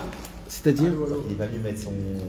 Ah oui, ça c'est Vadaï, mais je ne veux même pas rentrer dans ça. Il est à Paris, ça va Israël. Parce que ça c'est un autre concept. En tout cas, mes amis, il faut. Ça, c'est que. Tout ça, ce qu'on vient de parler là, mes amis, c'est les kavanotes de la Brit Mila. C'est quoi les kavanotes de la Brit Mila? C'est quoi le Inyan? Mais maintenant, viens, on reprend. Qu'est-ce qu'on a dit? Il faut couper le prépuce. Pourquoi? Pour dévoiler la Hatara. La Hatara, c'est la couronne. C'est-à-dire que le Brit, c'est-à-dire le Brit lui-même, c'est ça le tzaddik. C'est lui le tzaddik. Et le tzaddik, il est caché. Il est caché. Et les kavanotes, dans la Brit Mila, c'est de couper le prépuce, couper les mains, pour dévoiler. Et vous savez, mes amis, alors, je vous dis, quand Shlomo Ephraim, il est né, d'accord, c'était qui le Sandak et le Moël? Le Sandak et le Moël, c'était Rabbeinu lui-même. Le Sandak, c'est très dur, hein, mes amis. C'est très dur d'être et Sandak et Moël. Il faut mettre l'enfant à l'envers. Et il faut faire la Brit Mila en levant le bébé et en coupant. C'est vraiment très, très délicat. Mais oui, mais Rabbeinu, il avait cette connaissance. Mais Rabbeinu, il n'a pas fait la priya. Il n'a pas fait la priya. C'est quoi la priya? La priya, c'est déchirer la peau et la retourner pour que le membre soit dévoilé. C'est qui a fait la priya? Rabbeinu, il l'a appelé Rabbi Nathan et il lui a dit, mais Choubad. Et là, Rabbi Nathan, vite, il est venu, parce qu'il faut avoir des ongles pour faire ça. Parce que c'est très compliqué. Oui, parce qu'avec le sang, ça glisse, et en plus, c'est tout petit. Il fallait, mais Rabbi Nathan, c'était un vraiment perfectionniste dans la Brit Mila. C'était un Moël, c'était un Sofer. Il a donné à Rabbi Nathan. Pourquoi il a donné à Rabbi Nathan? Parce que c'est qui dévoile le tzaddik? C'est l'élève! C'est nous! Quand on fait tchouva, quand on est des meilleurs, c'est comme ça qu'on rapproche les gens. C'est pas en leur parlant, c'est nous en changeant. Les gens se rapprochent, mes amis. C'est que comme ça. Et ça, c'est à travers les livres du Tzadik Haemet. Donc dans la Brit Mila de Shlomo Ephraim, Mashiach, il a donné Rabbeinu à Rabbi Nathan de dévoiler c'est qui le Tzadik authentique dans le monde en entier. Vous imaginez toutes les kavanotes de la Brit Mila, dans tout ça, dans quoi? Dans une phrase. Ta chaussure ressemble à une tête giflée. Vous comprenez? Les cordonniers, c'est bon. Oui, aussi. Mais vous comprenez, vous imaginez, mes amis, la grandeur du Tzadik Haemet. La Torah 63, comment elle s'est comme ça déroulée. Et là, Rabbeinu, il dévoile. Et c'est ça, caché, pas caché, etc., etc. Tous les ailes, Il a vu, tac, c'est descendu. Quand il voyait une chaussure, c'est ça qu'il pensait. C'est ça qu'il pensait. À l'époque, ils n'avaient pas autant de ça que maintenant. C'est normal. Ok. La chaussure est mise en enchère, je vais acheter ça.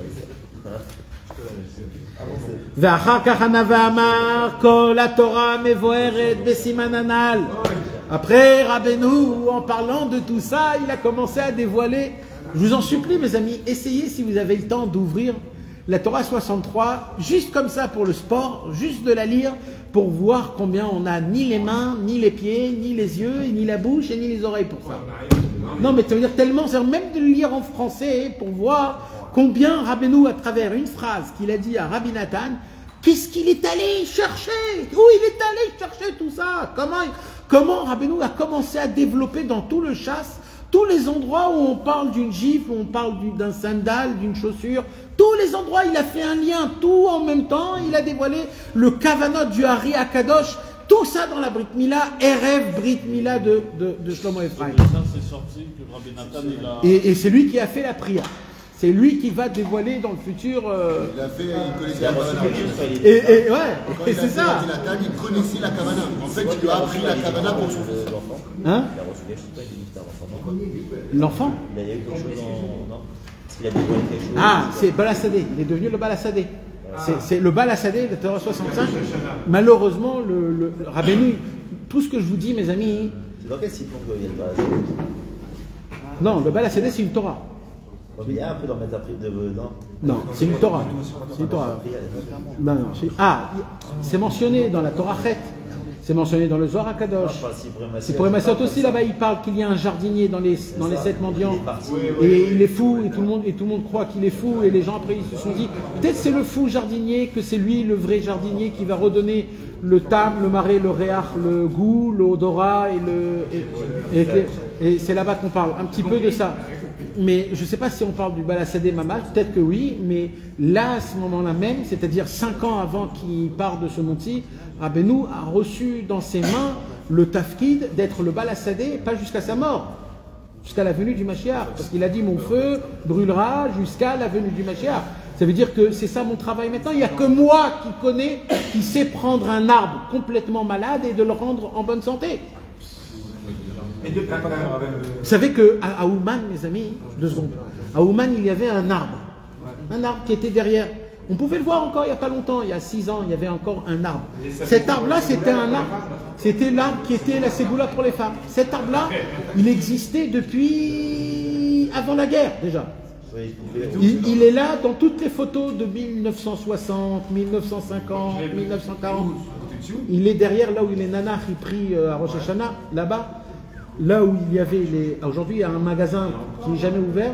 Non, il n'est jamais ouvert. Ouais, c'est un magasin qui n'est jamais ouvert. Il y avait un arbre, d'accord. Il y avait un arbre. À l'époque, d'accord, il y avait un arbre. Et cet arbre est tombé malade. Et il est tombé malade. Et il y a eu plein de champignons qui ont poussé sur l'arbre. Impressionnant à voir. Impressionnant à voir. D'en haut jusqu'en bas, rempli de champignons. Ils l'ont brûlé, ils l'ont cassé, ils l'ont déterré. Il repoussait, et tout le temps malade. Il repoussait, il n'arrivait pas à le... Jusqu'à aujourd'hui. Jusqu'à aujourd'hui, il est là, il le recoupe encore et encore chaque année pour qu'il y ait la place pour... il est là, il reste parce que c'est le tzaddik à émettre. Le tzaddik à émettre, il a des réparations à donner à tout le monde en entier, même à des gens que leur maladie ne s'en va pas. Même à eux, il a des réparations énormes. Maintenant, c'est quoi le Inyan? Le Inyan, mes amis, qu'est-ce qui nous reste du Tzaddik à Emet, de Rabbeinu HaKadosh? Qu'est-ce qui nous reste? Que les livres, mes amis. Il n'y a que les livres et une deuxième chose. Quoi? Ça tombe. Ça tombe. Il y a le Tziyun de Rabbeinu HaKadosh et il y a les livres. Tout le Da'at du Tzaddik à Emet, toute la force du Tzaddik à Emet, dans lequel il a la possibilité de pouvoir conquérir, ramener nos frères à Hachem et nous ramener à nous personnellement à Hachem, c'est à travers les livres du Tzaddik Emet, car le Tzaddik Emet, il est vivant. Dans les livres, il est vivant. Il est vivant. Regardez, mettez ça à l'épreuve. À chaque fois, étudiez et regardez comment il parle de notre vie, qui nous dit, qui nous donne des conseils, mamash, du jour au jour, mamash. Ça, il faut le voir. C'est important, car le Tzaddik, il parle à travers. Maintenant, il faut savoir une chose, si on ne se renforce pas tous les jours, voilà, Rabbeinu il a dit comme ça, c'est une phrase que Rabbi Avram ben Rabbi Nachman, il a dit, écoutez bien mes amis ce que je vais vous dire, je vous l'ai déjà dit, c'est une phrase qui est un peu saignante, mais je dois le dire quand même, il faut le savoir, pas pour qu'on se brise, mais pour qu'on fasse attention. Un juif qui ne parle pas à Hachem, minimum 1 heure, il faut qu'il sache que ce jour-là, il fait une chavruta 1 heure avec le Yetzer Hara.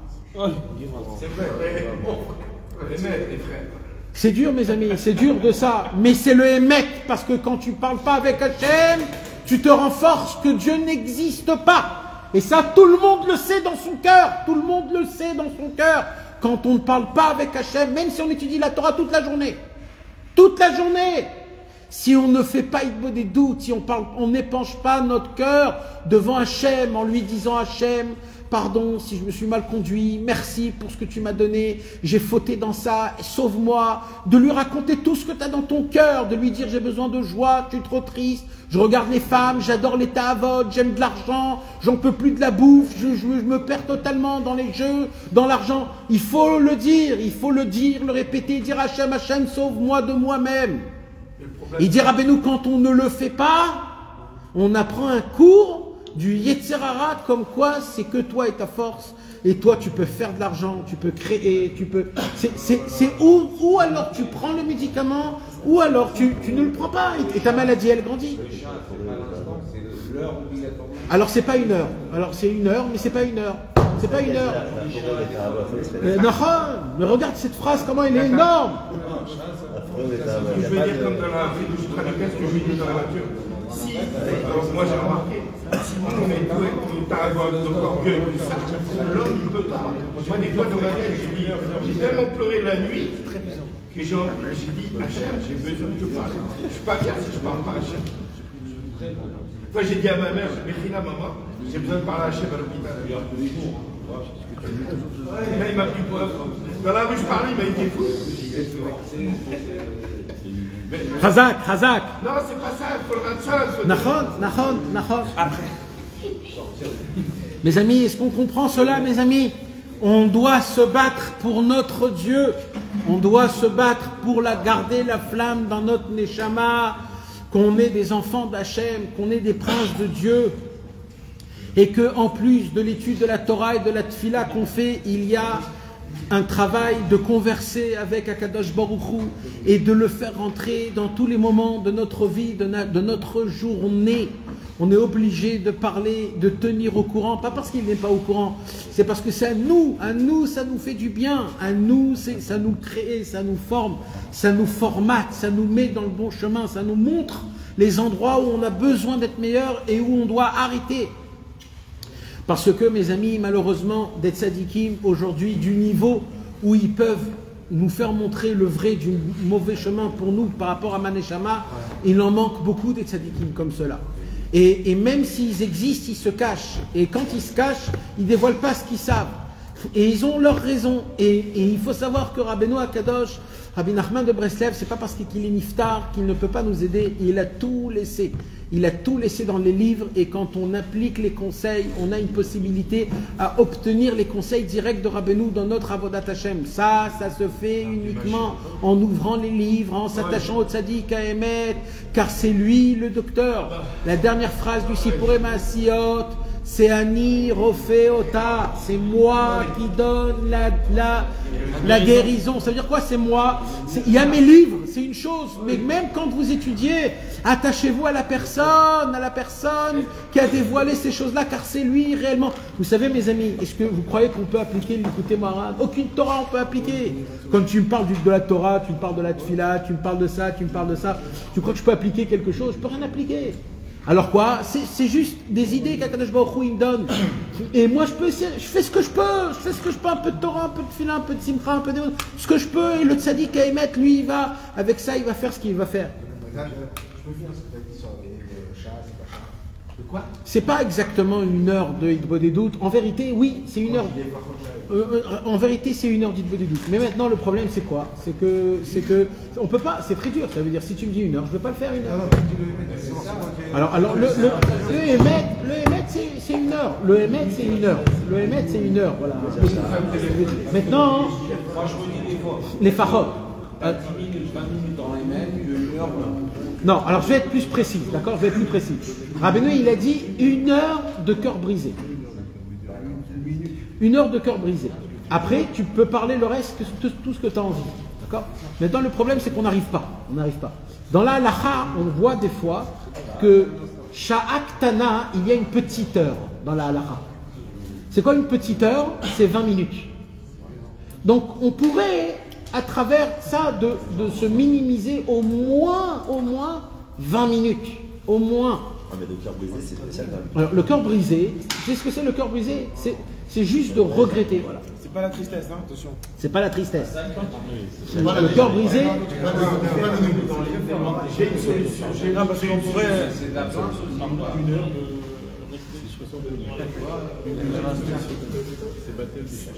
Il a fait. Même une minute de Chouba, tu peux faire. Il a fait. Hazak. Très beau. Taïch.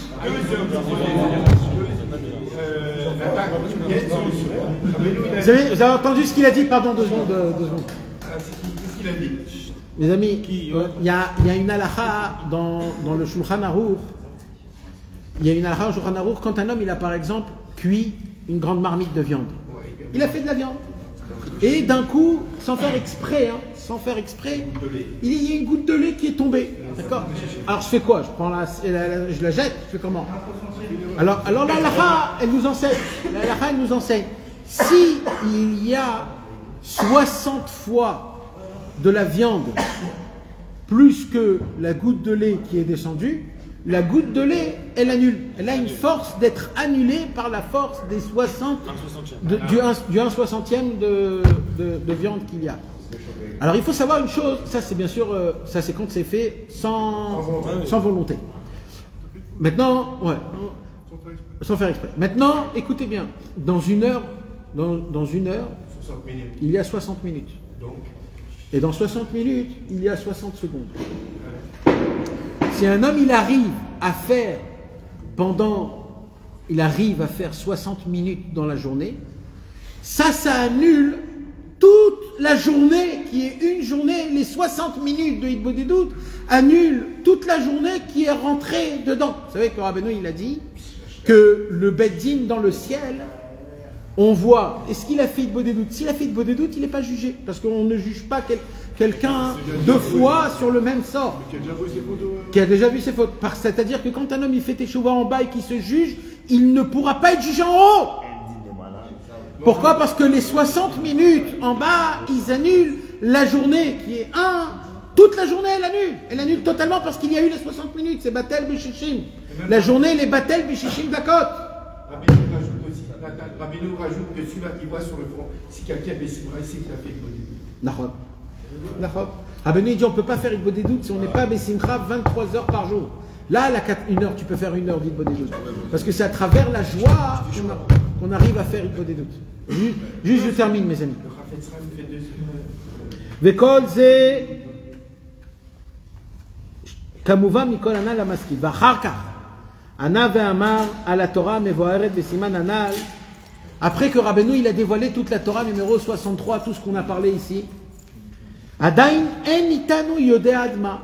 Il dit Rabbeinu, et avec tout ça, j'ai même pas encore expliqué. Comme ça il dit Rabbeinu. Avec tout ça, j'ai même pas encore expliqué comment toutes les kavanotes de la Brit Mila ils sont dedans. Vegam Torah anal lo amar bebiur kesherenyan. Il a dit, et même la Torah que je viens de dévoiler, j'ai même pas fait le relis entre les choses. Je vous ai juste dévoilé des sougiotes et je les ai laissés en l'air. Rakakol bederech remes vitnotzitzu, tout ce que j'ai dévoilé, c'était des illusions et des étincelles. Ubechol ze, dans tout cela, il dit Rabbeinu, Ra'inu gvura taborei dbar, on a vu la grandeur d'Hachem. Bedivrei sicha shel tzadikim amitim, comment dans des paroles de tzadikim authentiques, melubashim sodot kaele, sont habillés des secrets comme cela. Ve'Hachem itbarach yarenu niflaot, que Dieu nous fasse montrer des merveilles chez Niske Lavin kol ze bishlemut, pour qu'on puisse comprendre tout ça parfaitement. Après, il a dit, Rabbeinu, écoutez bien la fin, Amar amati kshamati she'achar she'amar Rabbeinu zichrono livracha ma'amar sod kavanat amila anal. Après que Rabbeinu a dévoilé la Torah numéro 63, Sha'alu oto achar kach ksat anshe shlomenu eze she'elot b'ma'amar hazeh. Les anshe shlomenu, les élèves de Rabbeinu, ils sont venus chez Rabbeinu, ils ont dit Rabbeinu, on ne comprend pas exactement comment ça c'est ça et comment ça c'est ça et comment tu as fait le lien entre ça et ça. Comme celui qui peut le voir dans la Torah elle-même, la Torah n'est pas bien reliée.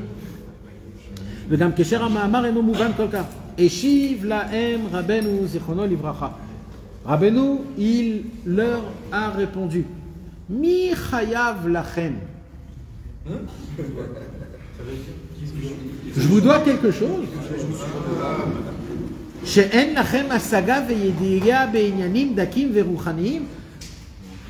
votre problème que vous n'avez aucune finesse de ressentir qu'est-ce que c'est la spiritualité. C'est pas de ma faute si vous ne comprenez pas, c'est votre faute à vous. Et c'est comme ça que la sikha elle se termine. Et ça en vérité, c'est la réponse à la Torah. Ça, c'est la réponse à la Torah, mes amis. On a posé une question dans la Torah. C'est quoi la question qu'on a posée dans la Torah? Qu'est-ce qui se passe quand on a des questions sur les tzadikim? Qu'est-ce qui se passe quand on a des questions sur Hachem? La réponse est Mi chayav lachem. Qui vous êtes, vous, pour me poser des questions? C'est de ma faute que vous n'avez aucune sensation dans la spiritualité. C'est vous qui vous êtes fait des tzadikim, mais il doit être comme ça, il doit être habillé comme ça, il doit parler comme ça, il doit aller comme ça, il fait comme ça, et il fait comme ça. C'est lui, comment? Et s'il ne fait pas comme vous voulez, alors vous avez des questions. Qui on est pour poser des questions sur les tzadikim et sur Hachem Yitbarach? Donc on voit Mamash comment dans le Chaye Moharan ici, il répond le Likutei Moharan où Rabbeinu il a dévoilé un problème sans la référence et ici il le dévoile de manière très spécifique. Le klal haolé mikol hashiur, le résumé, oui. Pourquoi il leur a pas dit deux solutions, dire soit faire écouter, soit aller voir les comptes ou l'écouter? Parce que c'était pas encore dévoilé. Ah, il leur a pas appris. Pas encore, c'était pas encore. C'était plus tard, ça c'était au tout début. Allez faire les doutes. Eh bien ils n'allaient pas. Ça suffit pas. Il faut leur expliquer, il faut en parler, il faut. Ils n'avaient pas le niveau. Pas encore. Alors mes amis, tout ce qui sort de ce soir, un petit résumé de tout ce qui sort de ce soir, c'est il faut savoir que les tzadikim, ils n'ont pas, pour nous, ils ne peuvent pas se dévoiler et nous montrer leur lumière et leur grandeur. Ils ne peuvent pas. Il y a des tzadikim qui étaient permis de faire des miracles. Rabbeinu, il a dit, moi, on m'a attaché les mains. Parce que si j'aurais fait des miracles, le monde en entier serait rapproché de moi, mais pas pour moi, pour les miracles. Donc moi, je vais faire des miracles dans la Torah. Moi, je vais faire des miracles dans la Torah. Donc le tzaddik à Emet, il est obligé de se cacher. Et il se cache de manière jusqu'à qu'on est étonné et on se pose des questions. Et il dit Rabbi Nachman, mais le pire de tout cela, c'est quoi? C'est qu'il y a en plus de ça des gens contre le tzaddik. C'est quoi contre le tzaddik? C'est pas la controverse. C'est qu'ils disent que c'est un tzaddik, mais ils disent pas que c'est le plus grand tzaddik. Et ces gens-là, ils nous expliquent combien c'est un tzaddik parmi des autres tzaddikim. Et eux, il dit Rabbeinu, eux, ils créaient des ailes au serpent pour aller embêter la fourmi qui se cache dans la bouche du serpent pour le combattre. Mieux vaut qu'ils ne le disent pas du tout. Vaut mieux. Genre, vaut mieux qu'ils en parlent même pas. Je sais. Il n'y a pas, cher Rabbeinu, vaut mieux ça ou ça. Je sais pas, c'est une question, je sais pas. C'est comme on parle de Breslev, moi, il y a déjà pas une femme sur Breslev qui dit, monsieur, j'aime bien Breslev, ce que c'est la simcha. Je dis, pour résumer ça, la simcha. Elle m'a dit, expliquez-moi. Je dis, il faut que je vous explique qu'il y a un cours là. En tout cas, mes amis, le Inyan, c'est que le tzaddik à Emet, il est obligé de se cacher. Et ça, c'est pour nous, c'est pas pour lui, c'est pour nous. Alors il dit, bien sûr qu'il est caché de nous. Vadaï qu'il est caché de nous. On n'a aucune connaissance. Non, on n'a aucune connaissance du tzaddik à Emet. Alors, il faut qu'il soit caché. Il est obligé d'être caché. Mais le problème, c'est que nous, on est ignorants de ce tzaddik-là, même en étant attaché à lui. C'est ça notre problème. Alors il dit, Rabbeinu, c'est quoi qu'il faut faire? Ah, le mérite, c'est une autre chose. Oui, mais c'est pas ça le but. Oui, mais il y a plus important que cela. La raison pour laquelle le tzaddik Ahmed il se cache, c'est pour que nous on puisse le rencontrer, être proche de lui. Mais le problème, c'est que nous-mêmes on ne voit pas vraiment c'est qui le tzaddik. Parce que même de nous, s'il se cache de nous, on ne sait pas c'est qui lui. Non mais vraiment, c'est pas oui, c'est vraiment. C'est-à-dire on n'a aucune... Je vais aller plus loin. Nous, on connaît moins le tzaddik que les gens ne le connaissent pas du tout. Qu'est-ce que tu veux dire? Voilà. C'est dur ce que tu veux dire. C'est dur la ce que tu sais. Oui, on peut pas parce que nous on croit qu'on le connaît, c'est là le problème. Il n'y a pas de solution comme un Hanouka, comme j'ai dit dans la voiture. Le meilleur seul, c'est s'annuler, enlever n'importe quoi et donner plus d'amour, d'affection, ce que je fais moi. Tous les matins, quand je vais à la prière, je dis, donne-moi la cipra, fasse que je danse. Mais attends, on connaît ses obsolètes. Parce que comment on a 50 ans de prière, 50 ans de prière? C'est très dur de se concentrer dans tous les sujets là. Non, le Iman, c'est pas les moi je suis fait comme ça. C'est obsolète. Mais même l'obsolète, on n'a pas. Mais on l'a dans des livres imprimés, on l'a pas en nous, on l'a pas, il est pas. On connaît rien de lui. Qu'est-ce qu'on connaît? Chorma, Bina, Emunat, Fila, Chatzat. Qu'est-ce qu'on connaît de Rabbeinu? Qu'est-ce qu'on connaît? Rabbeinu, il a dit sur Rabbi Nathan et Rabbi Naftali, il ressemble à une plume. Mais tu t'imagines où nous on est? Non, on peut rien y faire. C'est juste pour comprendre qu'on n'a aucune idée de même de ce que tu crois qu'on connaît, on ne connaît pas. C'est quoi la méthode pour rester dans ça? La méthode, c'est de savoir qu'on n'a aucune perception du tzaddik à aimer. Rabbi Israël, il a dit Rabbeinu Zesod Mikol Haolam. C'est un secret. Non, nous on se rapproche des livres, de ce que Rabbi Nathan, il a fait la priya. Rabbi Nathan, il a fait la priya. C'est-à-dire, il a dévoilé ce que nous on doit savoir du tzaddik. Sans croire et sans savoir qui c'est Rabbeinu. Sans savoir qui c'est Rabbeinu. C'est très important. Non. On met le paquet dans l'ignorance. Dans l'ignorance. Et dans l'ignorance, il y a un paquet de sagesse. Dans l'ignorance. À la maison Israël, quand tu vas au Man, tu t'assois. Exactement, mais je vous connais même pas. Mais où vous êtes, maître? Mamage. Il évolue, il change d'habit. Le tzaddik à émettre, il est né l'âme. Comment on se renforce avec le tzaddik Haemet? C'est le point final le plus important. Comment on se renforce pour ne pas lâcher le tzaddik authentique? À travers les paroles, en donnant des ailes à la fourmi, en disant, en faire du bouche à oreille, en parlant de la grandeur du tzaddik Haemet. Et pendant ce temps-là, tout le monde, on doit se renforcer les uns et les autres avec force et courage. רבי חנניה בן הקשה אומר, רצה הקדוש ברוך הוא לזכות את ישראל, לפיכך הרבה להם תורה ומצוות, שנאמר, אדוני חפץ למען צדקו, יגדיל תורה ויאדיר. גדל ויקדש שמך רבה, בלמד ורע גרותי וימיך ורותי ויזמר פוקנך וקרב משיחך וחייכון וביום יכון וחדכו בישראל. בא הגל זמן קריב אמרו אמן. שמך רבה ישתבח ויתפאר ויתרומם ולהשמיד את הדם ותהיו להתעלל שמך לקודשה ויחום. אמן. יראה לה מכל בריחתה שבעתה יפרתה ונחמתה דיימן בעלמה